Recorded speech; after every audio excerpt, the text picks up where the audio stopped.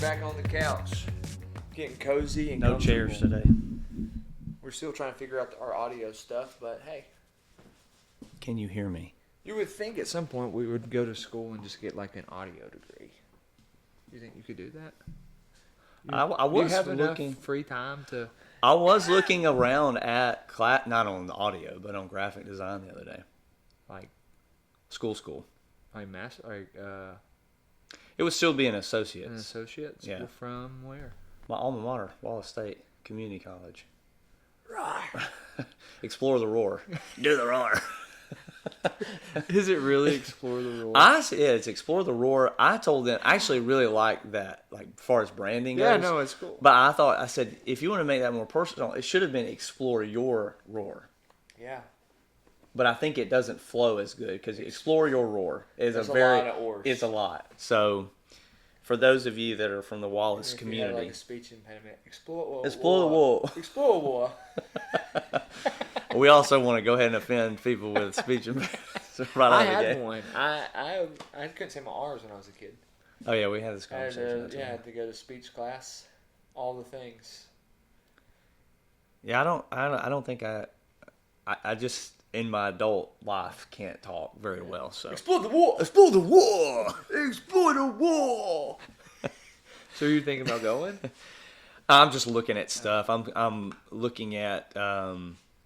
I want to move a little bit further down the road on some things that I can offer service-wise to clients and stuff. And I probably should have done that a long time ago. But now that we're like full on in the business, there's a lot of stuff I know and a lot of stuff that I can do. But as far as being able to walk that out with some good basic tools, I don't. There's things I don't know that I would love to know. So I like this idea of holding the microphone. Yeah, I was just man. I'm going to lean back. Yeah, move this. I'm not even. What are we doing? Goodness gracious. Jeez. We've been doing this the whole I time. know. I should have just been holding it like this. Can I hold mine like this Sure. the whole time? 1, 2. Would you like be doing that with your like art lessons and stuff too, or is it just graphic design? Yeah, well, most of the certificates are, you would have graphic design would be in it, art would be in it, like regular, just every basic on art. So it would end up being 2 years still worth of classes.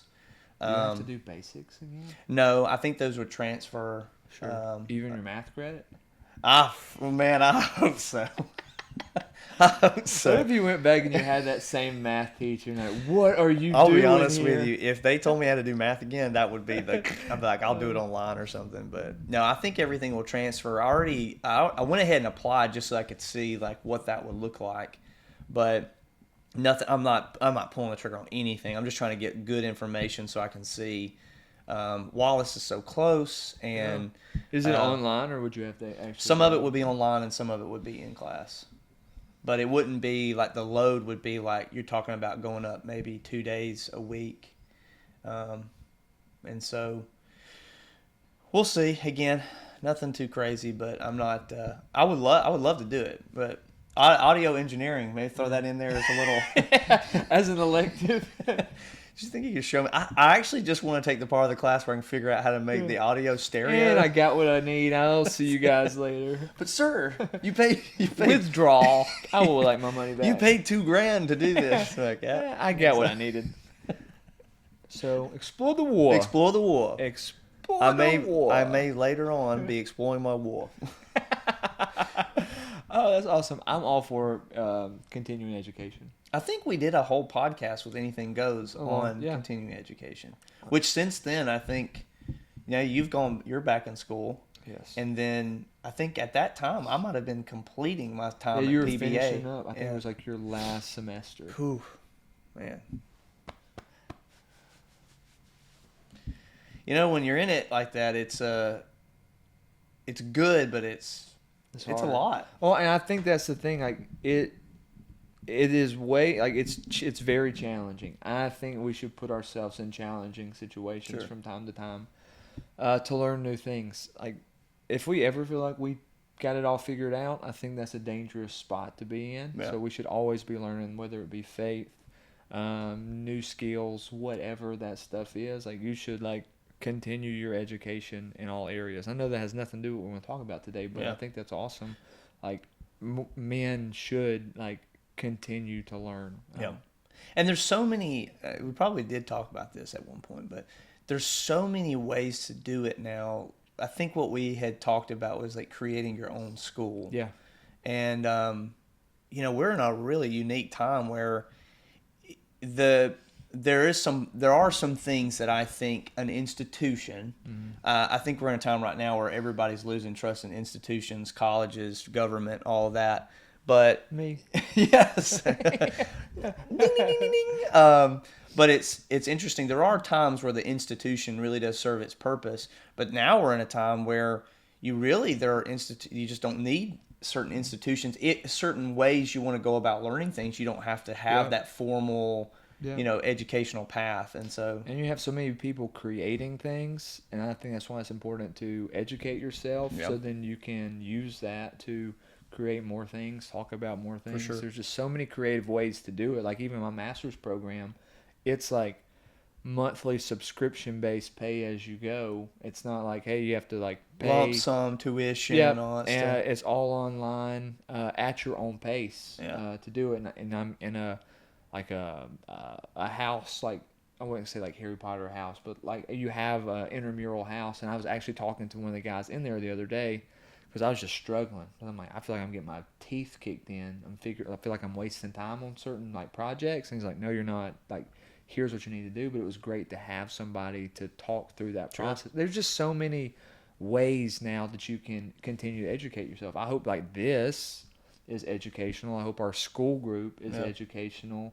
On the faith side, this is a place for you to continue to learn. Yeah. You know? Do you think sometimes that the reason there's a hang up on that, I mean, we had a kind of a conversation before this conversation earlier about the reluctancy that you might find in people, because I think learning now turns into these like, people can know stuff really quickly, but knowing something and learning it, I would say, don't you think that one of the struggles is there's such a short-term promise of getting information from the world around us that I think, this is my personal thought, I'd be interested in yours, that people actually don't think they need to learn anything because you can get information on anything so quickly. Yeah.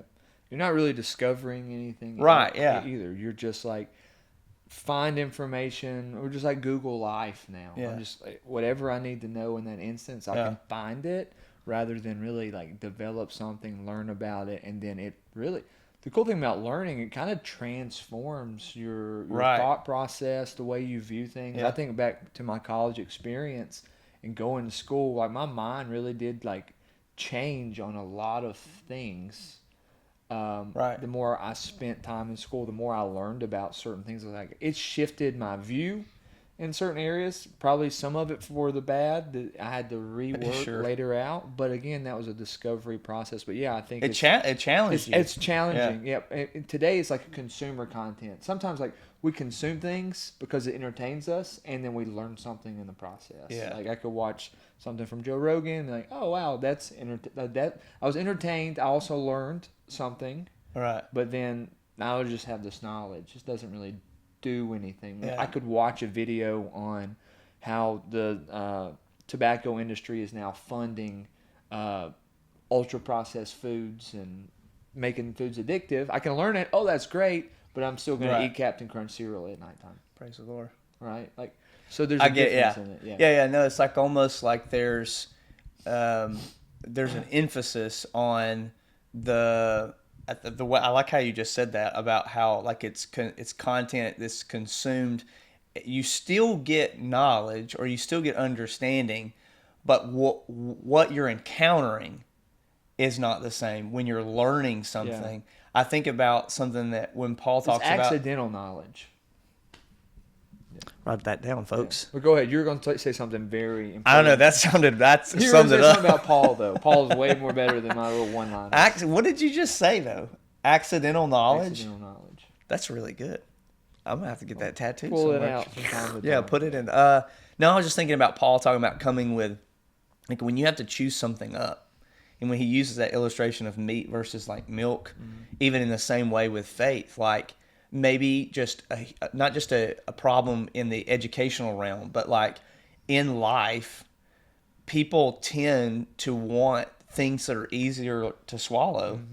But accidental knowledge, that's a good word. You know what that reminds me of? But before we switch gears here in a second, do you remember going to Catalyst and hearing Tim Elmore and his book on artificial immaturity? Yes. That book, and I'm not here to be like Mr. Spiritual guy all the time, but was such a like I think he was saying stuff that people didn't really understand. But if you haven't read that book, I'm gonna have to go back to that. yeah, I found it the other day and was like, I need to reread this because it in the time, maybe Instagram had been out for just a second. Like a year, yeah. 2 years max. Right? Nothing like what we are encountering now, because that was probably 14, 13 years ago. 2011, something like that. Yeah, 2010, Yeah. somewhere in there. Sheesh. Okay, so, but I was thinking like that book really is kind of like that idea of like, it's not really, even in the church world, it's like it's that you know something, but you don't really have it. And it doesn't really have you. Yep. And I think that's why we're so passionate about discipleship and why we're so passionate about things like, sonship and sainthood, because when it has you, it changes you. It's not just something that you know about. Yeah. It's not accidental knowledge. That's a good word. I'll try. Man. And hopefully, like this stuff, and even in our school group, it's like, it should be a little difficult, right? Like, Yeah. Obviously, we create content, we put it out there for you to consume, but there should be some like work on the other side of it. Yeah. And like in the future, that's what's coming is modules that really will require some work on your side, because it's not just consume just to know, but it really is to consume and transform who we are as people. Yeah, I love it. Accidental knowledge is like the biggest truth bomb that's been dropped in this room in a long time. Accidental knowledge. Well, let's talk about something else before we hop into our content for today. Sure. But we don't want to come out heavy hitting too hard. We You did. guys trail off. There's some great We want to explore our wall. And that's what Explore we the were doing. wall. That's what we were doing. We were exploring our wall, and it got a little heavy. Oh man, that's so good. I'm not gonna be able to stop saying that. I keep seeing a guy, and listen, if you're into fantasy and the whole card game, I took the boys down. They wanted to go down to Gamer Geeks, and they wanted to play Magic, and not do Magic, play Magic. Let's be very clear about that. But when we've said that, explore the wall several times, and for some reason I get a kid that his shirt doesn't quite go all the way down, and he's got a retainer in, and I don't know, just complete. Think about the dude that owned the comic book shop on Big Bang Theory. Yes. What was his name? I don't know. Oh man, Explore the wall. Explore the wall. I just wanted to talk about two things. If there's a third, we could talk about it too. But we found some of the wrestling stuff at the church, or at the building that we rent from. The kendo stick. Oh, I hit you with a kendo stick. this got brought up yesterday during the gym. I was at the gym. Yeah. What did they say? They said, I know that it looked like it hurt from your reaction, but it didn't look like he hit you that hard. I know that's the part that I don't think the video does justice. It does not look like I swung that hard. It doesn't. There was more of a wrist flick. I think it's like a golf swing. It doesn't look like you're swinging that hard, and then it's all in club head speed. Flick it up, Flick wrist. Flick of the wrist. But it doesn't do it justice. But I hit you harder than I intended to hit you. I came the closest I've come to blacking out in a long time. Yeah. It hurt. Yeah. I mean, it'd be funny if you could. That's too much work to put the video in here. Oh, no, it's not.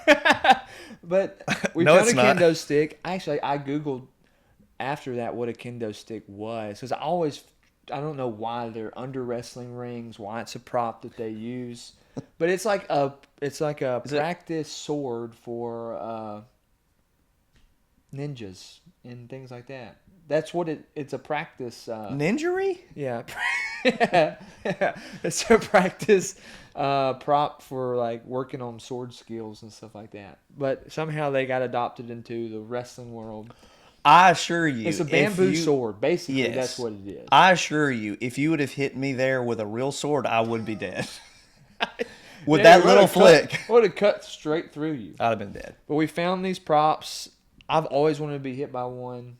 That's not true. But since we had one, I was like, hey, I would like to know what this feels like. And Adam, he hit me. I was like, come on, dude. I was like, you got to hit me harder than that. Like, I just want to know what it really feels like. And he hit me. I was like, oh, wow. That was more intense than I imagined. You know, some of those wrestlers, they take that to the dome. Yeah, I'm not sure how you don't. Surely they're doing something that we don't know how to do. Yeah. Like, I mean, wrestling school is a real thing. Yeah, you know, sure. So Yeah, because like we think, they're actually punching each other, Yeah. or what? It's just not what's happening. So I don't know, but anyways, you were gracious enough to take one and say, "Hit me, Trace." Yes, I asked for you it. did. You did. You did not force me. The issue was there's all these kids around, and they kept getting closer and closer and closer. And I didn't want to try to hit you, and hit one of them. I also know that you do not like being hit in the back of the neck at all. It's one of the worst. It is my thing. Like you almost cussed a kid in your youth group out. I one did. time I sure did. For hitting you in the back of the Yeah. neck. So I know all that stuff. He still attends Smooth Yeah. to this day. Right. He brings And it up he every was once in a while. standing there. He was. He was standing To there the side, one time. yeah. Shout out Tanner. But I was Hey, man. I was just gonna hit you in the back, and then I think knowing that and knowing this kid's there, I almost hit you in the back of the neck. And you hear me. That's what I was more scared about hitting you in the back of the neck than like the pain that in the top part of your back.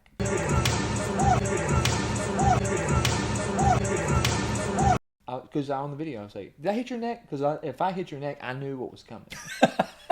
A catalyst, a Brent hand. It would have been like meltdown. To all right, I'm yelling at you in front of everybody. Oh man, yeah, a lot of things.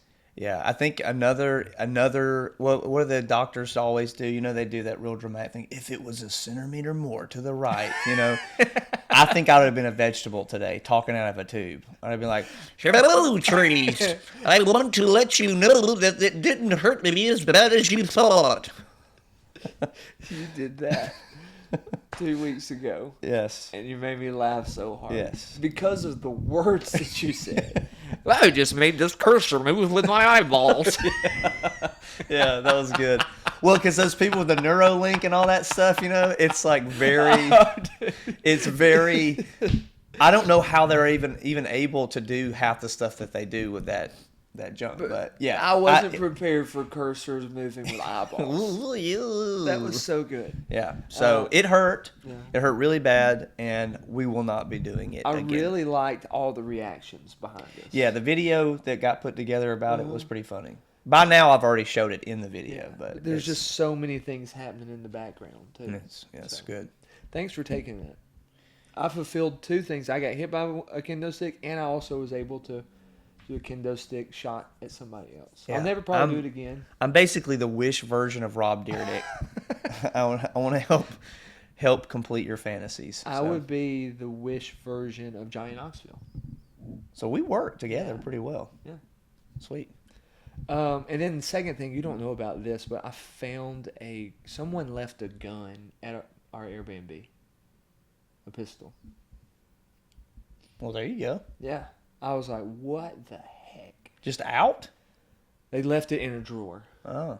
And I was like, we've seen some weird stuff. Sure. I'd imagine. I've thrown away some very weird things from the Airbnb. And like sometimes the trash, I'm like, how could someone consume that much alcohol? It's crazy. Sure. Not a part, because they're not parties. They're just there. They're just hanging out. Yeah. And I'm just like, I don't understand.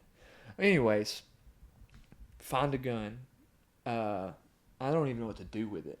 I got so scared. So I called Morgan Riddlesberger. Shout out Morgan, police officer. And he said, hey, you need to take it, like, either call the police, have them come out to the Airbnb, or you take it to the police office or to the station. I was like, I'm not calling the cops to have them bring it. Or I don't need the police showing up at the Airbnb. Yeah. We're already on eggshells all the time. Right, with everybody, yeah. Right, so I just take the gun to the police station. I'm already nervous. It's like riding in the car.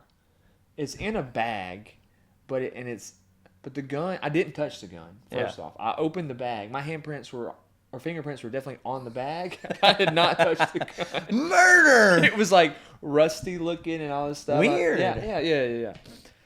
But Morgan, right before I got off the phone, he came in clutch. He said, hey, dude, like, when you get to the police station, do not take the gun in. Yeah. Just tell them that you have a gun and have them come to the car. Yeah. I'm so glad. Yeah, you don't even walking up in the him. police station. I told him, I was like, dude, I am so glad that I called you because I would have. There's a giant sign on the door that says no firearms beyond this point. Yeah. I would have pushed straight through there. Oh, my gosh. Walking in with a gun. Yeah. So I was like, thank you. So I walk in. I'm still nervous as, like, I'll get out. I walk in. The police officer's there. And he says, are you here to turn yourself in? Like, I am. Dude, I was so rattled. I went, no, I forgot how to talk for a second. And I sent, my voice shook so much. It was, it's for the war. It's my gun. It's not my gun. Whose gun is I it? found this in my Airbnb. Yeah. Anyways, I said, no, I found a gun in my Airbnb. Just here to turn it in. Yeah. But that's about as far as that story goes. But when he asked me if I was here to turn myself in, like, my heart, like, dropped. Because I've seen the murder mystery shows where people get falsely accused or they confess to crimes. He already knew about it. You're here to turn yourself in? Well, then they walk out to the car and they get the gun. He said, I just got to run the serial number, make sure it's not wanted in a crime, reported missing, all that stuff. I'm like, oh my gosh. I'm involved. It was like, if it is, I'm like, thank God I didn't touch the gun because my fingerprints are not on You've it. watched enough to know don't touch the gun. Yeah, because if my fingerprints were on it, it was wanted, like, I become, like, top of the list, like, all right, this more than likely this guy. You're Aaron B, buddy. Yeah, so, but anyways, the person ended up contacting me, hey, I think I left my gun here. I was like, hey, it's at the police station. Here's the case number. Go get it. But shout out to Morgan, friends being friends, because I would have definitely walked in there. Hey guys, I gotta just get on the ground. It's like walking. Are you here to turn yourself in? It's like walking into the pig with your propane tank. They're like, leave it outside. We can't refill this in here, you dummy. Man. Yeah. No, that's very reminiscent of coming back into the country. If you've ever had to run that whole scenario where they ask you all the questions and you feel like, I felt like I did something wrong. They were like, why were you out of the country? I was like, I was joining Al Qaeda. You know, I was like, you lose. Surgery in China. It's like lose all sense of like how I'm supposed to answer you because I know that there have been people in this scenario that did not have the greatest intentions. So. Why do you have this didgeridoo? I swear. I swear, it's my grandmother. Yeah. Oh, man. The things your brain does when you're like in a scenario that you've never been in that has authorities that are telling you what you need to do and not to do. Yeah, I'd never been in the police station before either, so it was terrifying. There's cameras everywhere. There's all this stuff. It was quite the experience. That's hilarious. Yeah. Could you imagine if I walked in with that gun and I had touched it or whatever, and they were like, who knows? Yeah, I'd be doing this podcast by myself. I'd be calling Aaron, hey, babe, it's my one call. Can you tell them my alibi that we did in fact find this gun? I was terrified to even bring it up here. Can't you read the sign?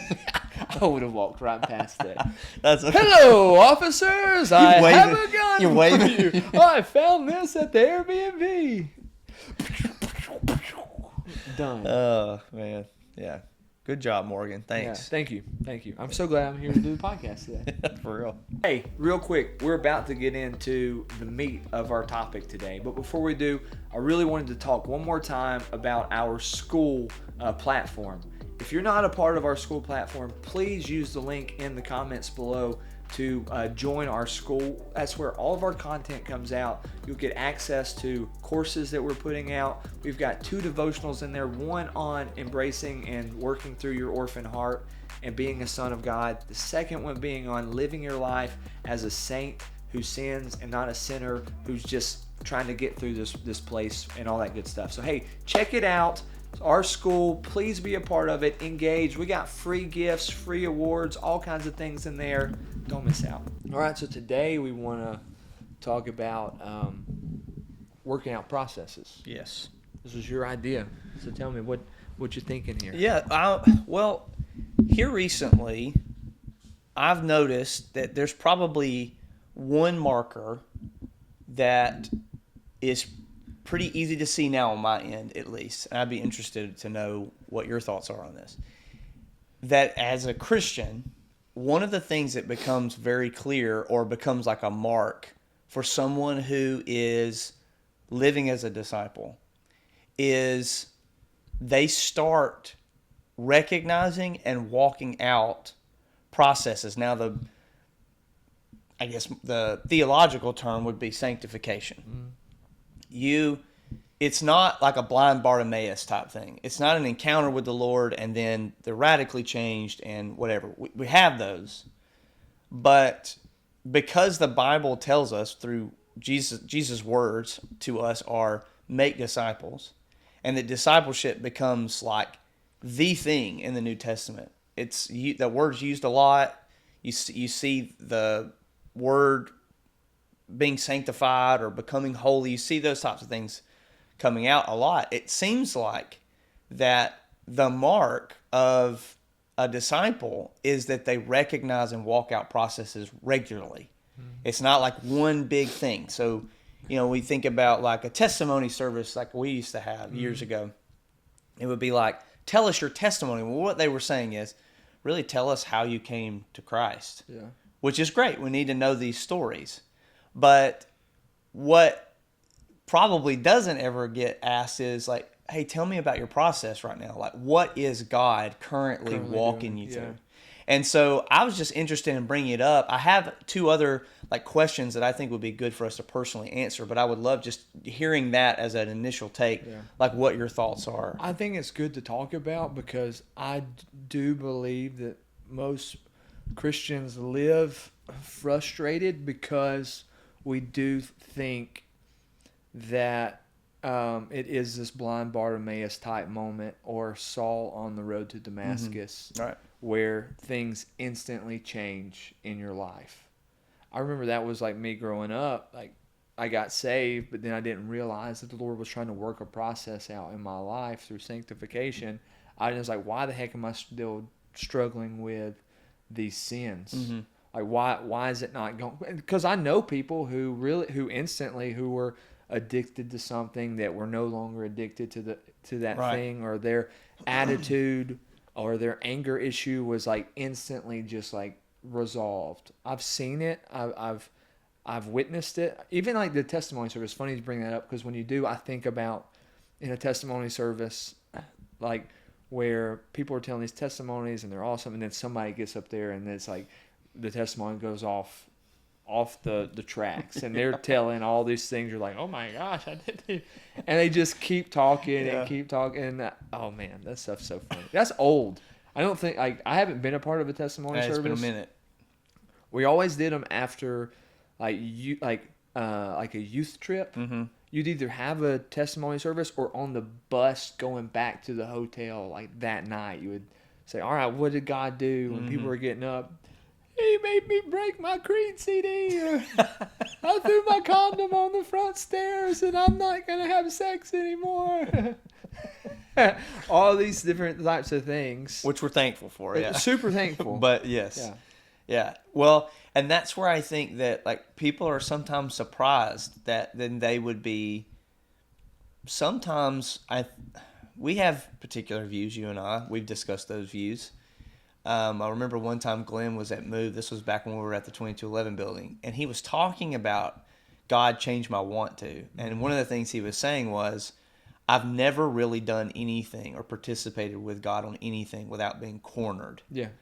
And my thought is like, I feel that so many people are surprised that God would still be working on something like that. While we say we're not going to be perfect, there is a like subconscious thing we live in where we're like, I'm good. There's nothing God needs to be doing in me right now. And so people get shocked when, say, something happens to them. And it's not just this was just like a difficult thing to walk through, or an instance that really challenges you, which are real things that happen, and that's what they are, and that's it. It's just a challenging day or challenging week or month or whatever the case may be.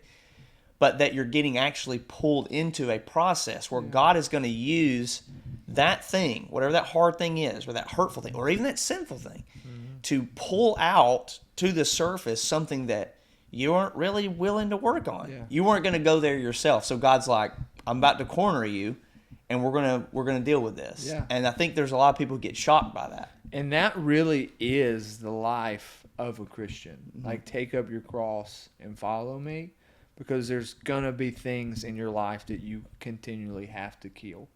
Like, obviously you have this new life in Christ, but there are sin patterns or things in your life that have to be worked out so that you can be transformed more into the image of God, so that you can usher in his kingdom, the reign and rule of God in the world, through these processes. Yeah. Right? So, like, I forgot what I was my brain had just completely left me. This is the life of a believer. While I am super thankful that I'm super thankful, one, salvation, you're instantly enemy of God, now friend of God. Yes. Super thankful. Yeah. Super thankful for the testimonies of people who were one way and then instantly were no longer that way. But then the rest of your life, you will spend the rest of your life walking through processes. Yes. Because God wants to squeeze those things out of you, because he cares about you, because he loves you. He wants to draw you closer to him. Yeah. So I'm interested thinking through like processes you walked through. Do you remember a time where you realized that your life with God was going to be, and I say it like this kind of tongue in cheek, but at the same time it's true, a revolving door of God walking you through things, that some things you're aware of. I don't know if you've noticed this too. This would be like a add-on to the question, that the things that you think you want God to work on, it seems like sometimes are not the things God's working on, and it's frustrating. Yeah. So I guess the question would be, did you ever notice a time where you saw that shift, where you went from like this Christianity where you're just trying to make sure you're doing the right stuff and be good, to actually God's constantly inviting me and cornering me to walk me through process? Do you ever remember a time where you realized that was a shift in you? And then have you noticed where it's like there are things that God wants to work on that you're saying, this is my top of the list? Yeah, what I'm finding is my top of the list is nowhere near what God's top of the list is. And so like, that's where that he must increase, I must decrease. Yeah. Like, I really, like, I'm trying to just move my list out of the way now and say, like, Lord, whatever the list is, I mean, I've got some cool things, but I really am open to whatever it is. And then when they happen, sometimes I'm like, oh my gosh, I can't believe, like, this is the thing. Right. Most of the time, I'm definitely willing to walk through the process, but sometimes I'm like, oh my gosh, I didn't know this was something that was that's real in me or still in me. One was like anger and control. I didn't realize how, like, I knew anger ran in my family, but I didn't know how angry of a person I really was, and that the root of it was just, I just want to be in control of everything. And so when that happened, because I was like, Lord, like, right now I'd love for you to just like teach me wisdom, right? Spending time in Proverbs. I want to be wise, be a better communicator, all these different things. When the Lord was like, that is the furthest thing from what I'm trying to work out in your life right now. because it doesn't matter how wise you are if you're like lashing out at your kids just because you couldn't get a file to upload on your computer. Yeah. And that was what happened. Was I was working on a really tight timeline on a particular day, and I could not get a file to upload to the computer for something that I had coming up. And so then like it ran over into my time that I was supposed to be taking my kids or my daughter to school. And then I just got so frustrated, and I lashed out at my daughter, I lashed out at my wife, and I was like, and they were like, what the heck happened? I was like, I don't know what just happened. Yeah. And then so I remember talking about it, and I was like, oh my, it had to do with when I lose control of things when things don't go the way I planned them to go, Yeah. I lash out in anger. Sure. So then that started a long process. I wish it was over, but it's really not. This was 4 years ago, but anger is still something from places of control. Is a process I'm still walking out. Sure. Yeah, I think that what you're saying, I think, brings up like the real major point of why this is something that we, when we talk about even like sainthood or sonship, these are, you don't just, you become a son, but then you walk out sonship. Mm-hmm. You become a saint, but then you walk out sainthood. You're never going to be at a point, and you may have even mentioned this earlier when you said you're just never at a point where you're not dependent on God. And then also that a lot of the processes, it's kind of like we are so conditioned by the way we see things work in our world. If you do X, Y, and Z, then you get the result. And seems like many times God doesn't give you A, B, C, and then the result. He gives you A, F, M, and he says, stick with me. Yeah, and I'll show you. Exactly. Which is, I think, the part of process that me personally, I do not. Most of the time, I'm more on the like, I'm coming in at the third act of the play and going, oh, like I didn't realize that that's what you were doing, maybe through circumstances or whatever the case may be, to bring me to a place where I would then realize God's been working this out in me, and some of this I wasn't even aware of. I wasn't even aware that you were working this out until this moment, which I think, number one, takes your hands off of it, but number two, lets you know that the process doesn't have expiration date on it. Mm-hmm. It's something that's worked in you, that God works in you through whatever things he chooses. But then there are times where there's almost like levels to the process where you overcome something and you're overjoyed, you're grateful for it, what God did. But it's like you couldn't handle what's at level 2 until God walked you through level 1. And then when you get to level 2, you're back at not square one, but you're back at, okay, I've got to trust God and I've got to walk this thing out again. Because I think for many people, including myself, and again, to hear you talk about it, I've been so frustrated with God over comments. I would make it like this: I thought that was over with. Why am I dealing with that again? And maybe it's not full blown the thing I was dealing with at the first part of God's process working in me, but it definitely poked its head up, and said, and it may have been you. I think it is. You were preaching one time. I thought this was a great example about the dragon being, in the cave. Took that from John Piper. Well, that's fine. Hey, artists, still like an artist. That's what I was told. But the imagery that helped me about it was the fact that something can still be shaking that cave. The dragon's been killed or pushed into that cave, and it's defeated. It had a fatal blow. Fatal blow, yeah. Which we know to be the cross, right, and you trusting Jesus for what he did. But he'll shake that cave sometimes. And I think sometimes that's process is you're still having to trust God that even though you haven't full-blown gone back into that way of living, you just participated in something that looked like it. Yeah. But You know what I'm saying? And so I even, when you're hearing me say that, kind of like what pops into your mind about even that example? Yeah, I just think that ultimately, we say process, but ultimately this is God working out his will in your life. Yeah.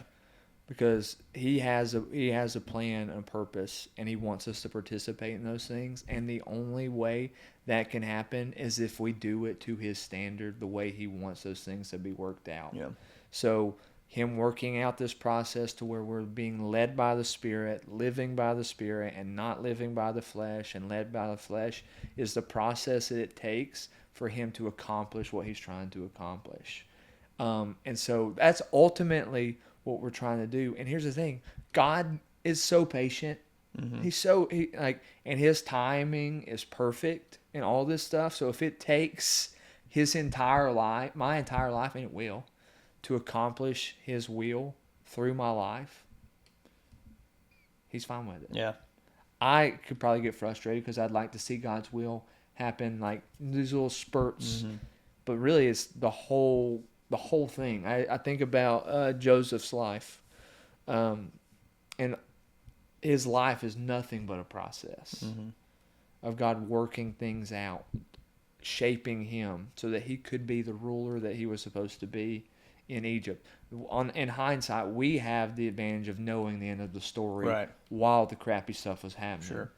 There's never an instance probably in that process where he's just like, oh man, I'm about to be second in command in Egypt. All right. He's just continually having to die to self and let the Lord work that stuff out in him. Yeah.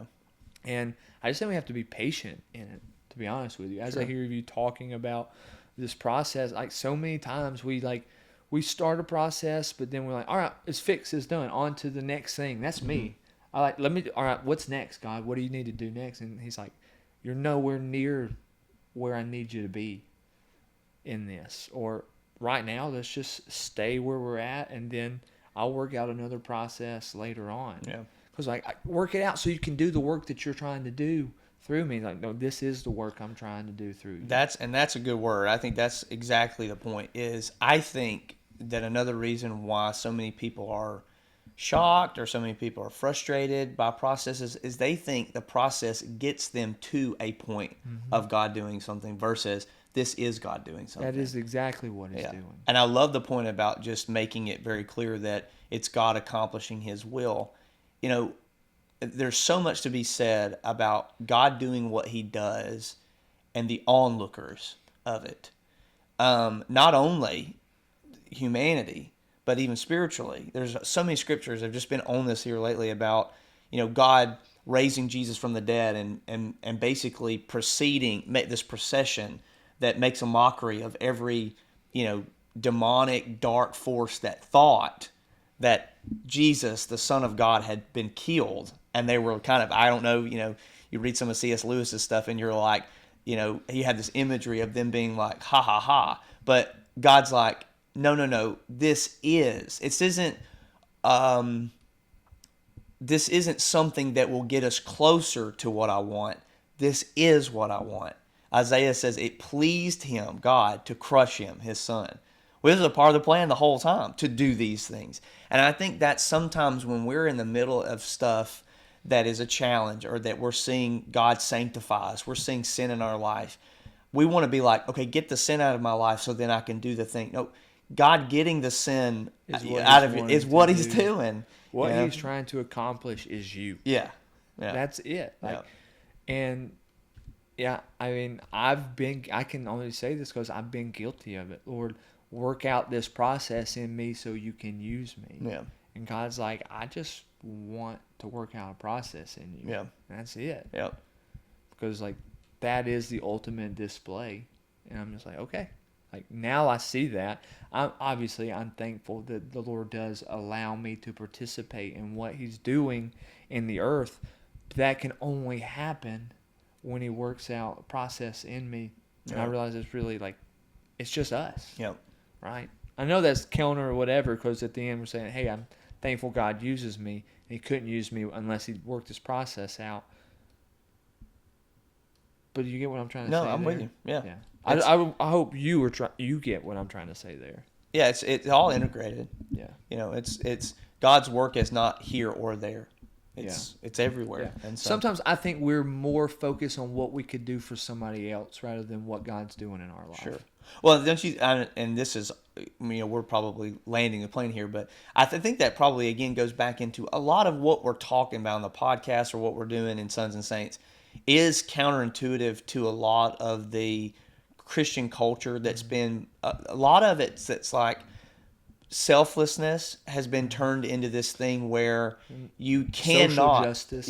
I mean, you just can't focus on yourself. You can't take care of yourself. You can't. And so if God's working out a process in you, ultimately, if God's process is being worked out in you, I am a better benefit to you, you know? And so to not... Which, by the way, that is what Jesus was doing. Sure.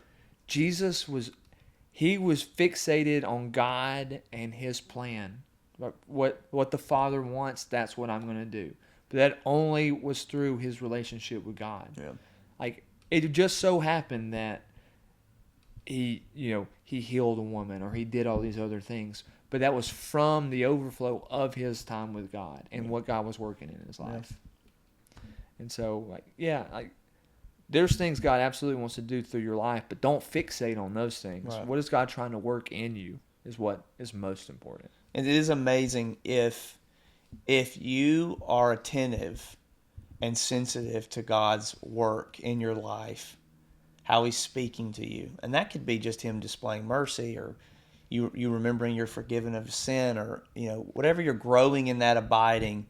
It never, any time spent abiding in Christ never ends with the people around you not experiencing the work of God out of that. I would dare say there's no way you could spend enough time with God that would equate to people not experiencing Christ in you. Yeah. It's just the nature of it. Yeah, I think my last question would be, how do you know that God is working out a process in your life? I go back to this 1,000 times over. The thing God is working on is typically the thing I am most frustrated by. Oh, that's good. It never fails. If you'll be clever about it, if you'll take out any suspect other than yourself.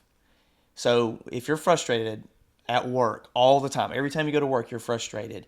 Take out all the suspects. Well, it's my boss, it's the workload, it's the whatever. And you'll ask God, what's going on in me that you're trying to work on? That frustration will eliminate every person, everything that's going on that you're saying is the reason you're frustrated. God will show you, pinpoint in you really what's going on. Yeah. And that's the path. Yeah. That's always the path. It's the thing that is bugging you, the thing that's bothering you, the thing, sometimes it's very clear, I think, but there are other times where it can feel like if this person was doing this or if my days weren't so crowded or whatever. I think those are signposts. Those are not the thing itself, but whatever frustrates you, I think that's a clear invitation from God that, hey, I'm working on something here and I'd love for you to be a part of it. Yeah. I love it. Praise the Lord. Give him a Explore the war. Another episode in the books.